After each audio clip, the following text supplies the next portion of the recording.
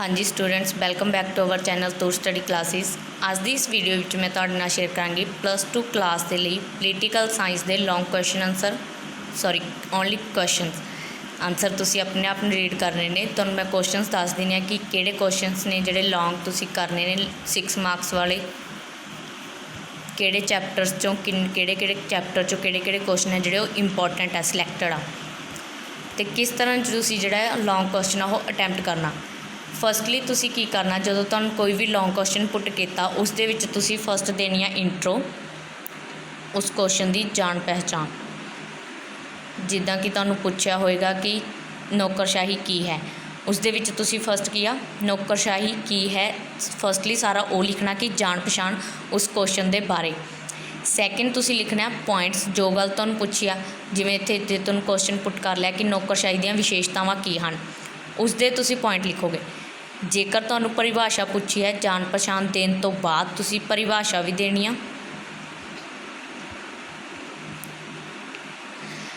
जान पछाण सैकेंड हो जाएगा परिभाषा, फिर तुसी थर्ड नंबर पर जेकर परिभाषा तुहानूं आउंदी आ तां लिखो, अदरवाइज तुसी इसनूं स्किप भी कर सकते हो। जे तां पूछी है कि जिद्दां इत्थे क्वेश्चन पुट किया कि नौकरशाही की परिभाषा दो, तां तुसी परिभाषा जिहड़ी जरूर लिखनी ही है, उदों स्किप नहीं करनी। बट जे नहीं पूछा तो तुसी स्किप कर सकते हो।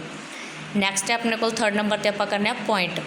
फस्ट अपने को जान पहचान हो गया, सैकेंड नंबर पर हो गया परिभाषा, थर्ड नंबर पर तुसी देने पॉइंट्स। जिद्दां कि जे तुहानूं क्वेश्चन पुट किया नौकरशाही दीयां विशेषतावां दसो, उस दे जिहड़े तुसी पॉइंट बनाओगे। जेकर तुहानूं 6 पॉइंट पूछे कि 6 विशेषतावां दसो, तो तुसी 7-8 पॉइंट तो जिहड़े जरूर लिखने ने। तुसी इस तो भी वधा सकते हो जेकर तुहाडे कोल टाइम है, टाइम नूं ध्यान विच रख के फिर तुसी लॉन्ग क्वेश्चन करने ने, तां जो जिहड़े तुहाडे 2 लॉन्ग क्वेश्चन ने दोनों ही कंप्लीट हो जाण चंगी तरह, पूरा पेपर तुसी कंप्लीट कर सको। उस दे अकॉर्डिंग तुसी देखना कि किन्ने पॉइंट तुसी लिख पा रहे हो। बट जे तुहानूं 6 पूछे ने तो तुसी 7-8 पॉइंट है जिहड़े जरूर लिखो, क्योंकि जे वध लिखांगे अपना ही फायदा, इहदे विच कोई तुहाडा नुकसान नहीं होएगा। नैक्सट है अपने को लास्ट दे विच तुसी देना कनक्लूजन सिटा। फस्टली जान पहचान हो गई, सैकेंड नंबर पर परिभाषा हो गई, थर्ड नंबर पर अपने को 7-8 पॉइंट हो गए जो भी तुहानूं क्वेश्चन च पुट किए होणगे। लास्ट दे विच तुसी लिखना सिटा, सारांश की उस क्वेश्चन का जिहड़ा पूरा सिटा वो की निकल रहा, कनक्लूजन की आ। लास्ट दे विच सिटा जरूर लिख के आना। तो इस तो इलावा जिहड़े तुहाडे पार्ट ए दे विच तुहाडे लॉन्ग क्वेश्चन ने, तुहाडे कोल 2 पार्ट ने, पार्ट ए ते बी, पार्ट ए और बी। ए दे विच भी तुहाडे कोल 4 चैप्टर ने, तो बी दे विच भी तुहाडे कोल 4 चैप्टर ने। जे तां तुसी सारे चैप्टर जिहड़े रीड कर लेने तां वधिया गल है। बट जे कईयां ने इन्हां दे विचों कोई एक चैप्टर स्किप करना तो कर सकते हो लॉन्ग क्वेश्चनों के लिए, सिर्फ लॉन्ग क्वेश्चनों के लिए, क्योंकि इस दे विच तुहानूं ऑप्शन आनी आ। तुसी एक चैप्टर पार्ट ए दे विचों छड्ड सकते हो, तो कोई भी एक चैप्टर जे तुहानूं कोई टफ लगदा, चैप्टर 4 चैप्टर्स दे विचों एक चैप्टर पार्ट बी दे विचों छड्ड सकते हो। कोई भी चैप्टर जिहड़ा तुहानूं टफ लग रहा वो तुसी एक स्किप कर सकते हो, उसके long question only long questions दे लिए मैं कह रही हूँ 6 मार्क्स वाले लिए, क्योंकि इस दे विच तुहानूं ऑप्शन होएगी part A they which 4 chapters दे विचों 2 क्वेश्चन तुहाडे कोल पुट किए होणगे, उस दे विचों तुसी कोई एक करना होएगा। इसलिए तुसी कोई एक चैप्टर के जिहड़े लॉन्ग क्वेश्चन आ छड्ड सकते हो जिहड़े तुहानूं औखे लगदे ने। इसे तरह पार्ट बी दे विच भी जां कवा के तुहाडे कोल किसी भी 4 चैप्टरां दे विचों तुहाडे कोल पुछे गए होणगे क्वेश्चन, उस दे विचों तुसी कोई एक चैप्टर के लॉन्ग क्वेश्चन है जिहड़े छड्ड सकते हो, क्योंकि तुसी जां दे विचों एक ही करना होएगा। सो फस्ट पार्ट ए दे विच अपने कोल क्वेश्चन हैगे ने नौकरशाही वाले चैप्टर दे विचों लॉन्ग। नौकरशाही की परिभाषा दिओ, इस दीयां मुख्य विशेषतावां दा वर्णन, जिहड़े तुहाडे इंपोर्टेंट क्वेश्चन मेनली आए हुए ने नौकरशाही वाले चैप्टर चों, राष्ट्रीय एकीकरण वाले चों, भारत की विदेश नीति वाले चैप्टर चों, तो भारत पाकिस्तान के संबंध, भारत रूस के संबंध, तो भारत अमरीका के संबंध। ये वाले क्वेश्चनस ने जिहड़े ये इंपोर्टेंट ने तुहाडे लिए ज़्यादा। तो एक राष्ट्रीय एकीकरण वाले, भारत की विदेश नीति वाले आपां जिहड़े पहलां सैंपल पेपर्स की वीडियो सॉल्व कीती सी, उस दे विच कीते सी क्वेश्चन सॉल्व। उस दे विच भी आपां देखिया कि किहड़े क्वेश्चन ने जिहड़े मोस्टली आए हुए ने जां रिपीट होए हुए ने, वो भी वीडियो तुसी ध्यान नाल देख के उहदे विचों टिक करके कि किहड़े लॉन्ग क्वेश्चन पुट किए हुए ने वो भी नाल ऐड करने ने, लर्न करने ने। ਸੈਕਿੰਡ ਕੁਐਸਚਨ ਹੈ ਇੱਥੇ ਨੌਕਰਸ਼ਾਹੀ ਦਾ ਅਰਥ ਦੱਸੋ ਅਤੇ ਇਸ ਦੇ ਭਰਤੀ ਦੇ ਢੰਗਾਂ ਦਾ ਵਰਣਨ ਕਰੋ। ਨੌਕਰਸ਼ਾਹੀ ਅਸਾਨਿਕ ਸੇਵਾਵਾਂ ਸਥਾਈ ਕਾਰਜਪਾਲਿਕਾ ਕੀ ਹੈ? ਇਸ ਦੇ ਕੰਮਾਂ, ਕਾਰਜ, ਭੂਮਿਕਾ। ਜੇਕਰ ਤੁਹਾਡੇ ਕੋਲ ਕੰਮ ਪੁੱਛਿਆ, ਕਾਰਜ ਪੁੱਛਿਆ, ਭੂਮਿਕਾ ਪੁੱਛਿਆ ਤਾਂ ਸਿਮਿਲਰ ਹੀ ਚੀਜ਼ ਹੋਏਗੀ। ਜੋ ਤੁਸੀਂ ਕੰਮ ਯਾਦ ਕਰੇ ਨੇ ਭੂਮਿਕਾ ਦੇ ਵਿੱਚ ਵੀ ਤੁਸੀਂ ਉਹੀ ਲਿਖਣੇ ਹੋਣਗੇ ਪੁਆਇੰਟ ਦਾ ਵਰਣਨ ਕਰੋ। ਨੈਕਸਟ ਪੁਆਇੰਟ, ਨੌਕਰਸ਼ਾਹੀ ਦੀ ਪਰਿਭਾਸ਼ਾ ਦੱਸਦੇ ਹੋਏ ਇਸ ਦੀ ਮਹੱਤਤਾ ਅਤੇ ਲਾਭ ਦੱਸੋ। ਮਹੱਤਤਾ ਪੁੱਛ ਲਿਆ ਜਾਂ ਗੁਣ ਜਾਂ ਲਾਭ, ਤਿੰਨੋਂ ਚੀਜ਼ਾਂ ਇੱਕ ਹੀ ਹਨ ਤਾਂ ਇਸ ਦੇ ਵਿੱਚ ਜਿਹੜੇ ਪੁਆਇੰਟ ਤੁਸੀਂ ਮਹੱਤਤਾ ਲਈ ਯਾਦ ਕੀਤੇ ਨੇ ਉਹੀ ਤੁਸੀਂ ਗੁਣ ਪੁੱਛੇ ਹੋਣ ਤਾਂ ਵੀ ਉਹੀ ਲਿਖਣੇ ਨੇ, ਜੇ ਲਾਭ ਪੁੱਛੇ ਜਾਣ ਤਾਂ ਵੀ ਤੁਸੀਂ ਉਹੀ ਪੁਆਇੰਟ ਲਿਖਣੇ ਨੇ। ਨੈਕਸਟ ਹੈ ਰਾਜਨੀਤਿਕ ਕਾਰਜਪਾਲਿਕਾ ਅਤੇ ਸਥਾਈ ਕਾਰਜਪਾਲਿਕਾ ਵਿੱਚ ਅੰਤਰ। ਲੋਕਮਤ ਕੀ ਹੈ? ਇਸ ਦੇ ਪ੍ਰਗਟਾਵੇ ਅਤੇ ਉਸਾਰੀ ਦੇ ਸਾਧਨਾਂ ਦਾ ਵਰਣਨ ਕਰੋ। ਲੋਕਮਤ ਦੀਆਂ ਵਿਸ਼ੇਸ਼ਤਾਵਾਂ ਵੀ ਤੁਸੀਂ ਚੰਗੀ ਤਰ੍ਹਾਂ ਕਰਨੀਆਂ ਨੇ। ਲੋਕਮਤ ਬਾਰੇ ਦੱਸ ਦਿਓ, ਇਸ ਦੀਆਂ ਵਿਸ਼ੇਸ਼ਤਾਵਾਂ, ਲੱਛਣ ਦਾ ਵਰਣਨ। ਇਸ ਦੇ ਵਿੱਚ ਤੁਸੀਂ ਲੋਕਮਤ ਕੀ ਹੈ ਅਤੇ ਇਸ ਦੀਆਂ ਪਰਿਭਾਸ਼ਾਵਾਂ ਵਾਲਾ ਕੁਐਸਚਨ ਵੀ ਜ਼ਰੂਰ ਕਰਨਾ। ਨੈਕਸਟ ਹੈ ਲੋਕਮਤ ਕੀ ਹੈ? ਇਸ ਦੀਆਂ ਪਰਿਭਾਸ਼ਾਵਾਂ। ਲੋਕਮਤ ਦੇ ਰਸਤੇ ਵਿੱਚ ਆਉਣ ਵਾਲੀਆਂ ਰੁਕਾਵਟਾਂ ਕਿਹੜੀਆਂ ਹਨ ਅਤੇ ਸਵਸਥ ਲੋਕਮਤ ਲਈ ਜ਼ਰੂਰੀ ਸ਼ਰਤਾਂ ਜਾਂ ਤੱਤ। 2 ਕੁਐਸਚਨ ਨੇ ਇਹ ਕਿ ਇੱਕ ਤਾਂ ਸਵਸਥ ਲੋਕਮਤ ਦੇ ਰਸਤੇ ਵਿੱਚ ਆਉਣ ਵਾਲੀਆਂ ਰੁਕਾਵਟਾਂ ਕਿਹੜੀਆਂ ਨੇ, ਸੈਕਿੰਡ ਇਸ ਸਵਸਥ ਲੋਕਮਤ ਲਈ ਜ਼ਰੂਰੀ ਸ਼ਰਤਾਂ ਜਾਂ ਤੱਤ।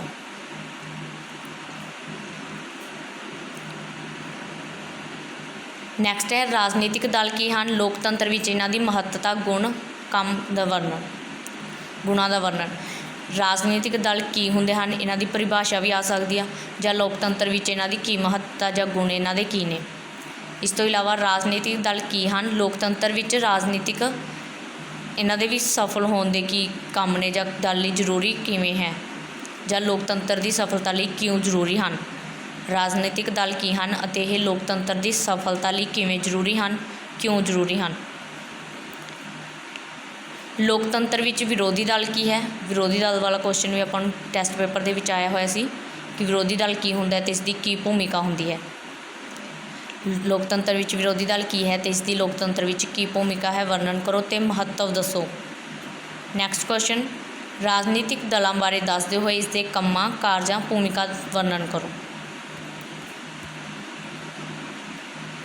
ਨੈਕਸਟ ਨੇ ਆਪਣੇ ਕੋਲ ਕੁਐਸਚਨ, ਦਬਾਓ ਸਮੂਹ ਤੋਂ ਕੀ ਭਾਵ ਹੈ? ਇਸ ਦੀ ਕਾਰਜਵਿਧੀ ਦੇ ਕਿਸ ਤਰ੍ਹਾਂ ਇਹ ਕੰਮ ਕਰਦੇ ਨੇ, ਇਸ ਦੇ ਕਾਰਨ ਕੀ ਨੇ ਜਾਂ ਇਹ ਕਿਸ ਤਰ੍ਹਾਂ ਕੰਮ ਕਰਦੇ ਨੇ।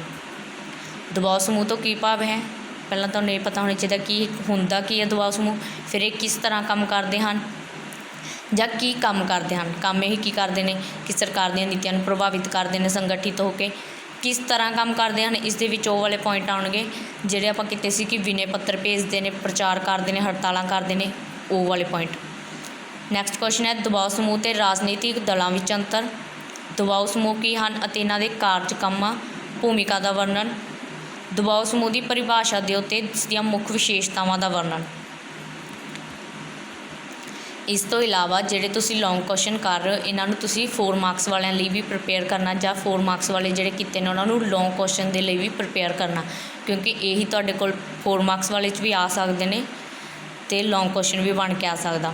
ਇਸ ਲਈ ਤੁਹਾਨੂੰ ਫੁੱਲ ਤੁਸੀਂ ਰੀਡ ਕੀਤਾ ਹੋਣਾ ਚਾਹੀਦਾ। ਮੈਂ ਤੁਹਾਨੂੰ ਪਹਿਲਾਂ ਵੀ ਕਿਹਾ ਸੀ ਕਿ ਫੁੱਲ ਚੈਪਟਰ ਜੇ ਤੁਸੀਂ ਰੀਡ ਕੀਤਾ ਹੋਇਆ ਹੋਵੇਗਾ ਤਾਂ ਤੁਸੀਂ ਕੋਈ ਵੀ ਕੁਐਸਚਨ ਤੁਹਾਨੂੰ ਪੁੱਟ ਕੀਤਾ ਹੋਏਗਾ ਚੈਪਟਰ ਦੇ ਵਿੱਚੋਂ ਤੁਸੀਂ ਕਰ ਸਕੋਗੇ। ਇੱਕ ਵਾਰ ਚੈਪਟਰਸ ਨੂੰ ਜ਼ਰੂਰ ਰੀਡ ਕਰਨਾ ਸੀ। ਸੈਕਿੰਡ ਆਪਣੇ ਕੋਲ ਪਾਰਟ ਬੀ ਦੇ ਵਿੱਚੋਂ ਭਾਰਤ ਦੀ ਵਿਦੇਸ਼ ਨੀਤੀ ਕੀ ਹੈ, ਇਸ ਦੇ ਮੌਲਿਕ ਸਿਧਾਂਤਾਂ ਜਾਂ ਵਿਸ਼ੇਸ਼ਤਾਵਾਂ ਦਾ ਵਰਣਨ। ਬਹੁਤ ਹੀ ਇੰਪੋਰਟੈਂਟ ਕੁਐਸਚਨ ਹੈ ਕਿ ਭਾਰਤ ਦੀ ਵਿਦੇਸ਼ ਨੀਤੀ ਕੀ ਹੈ, ਇਸ ਦੇ ਮੌਲਿਕ ਸਿਧਾਂਤਾਂ ਜਾਂ ਵਿਸ਼ੇਸ਼ਤਾਵਾਂ ਦਾ ਵਰਣਨ। ਨੈਕਸਟ ਹੈ ਰਾਸ਼ਟਰੀ ਏਕੀਕਰਨ ਦੀ ਪਰਿਭਾਸ਼ਾ ਦਿਓ ਅਤੇ ਰਾਸ਼ਟਰੀ ਏਕੀਕਰਨ ਦੇ ਰਸਤੇ ਵਿੱਚ ਆਉਣ ਵਾਲੀਆਂ ਰੁਕਾਵਟਾਂ, ਸਮੱਸਿਆਵਾਂ ਦਾ ਵਰਣਨ।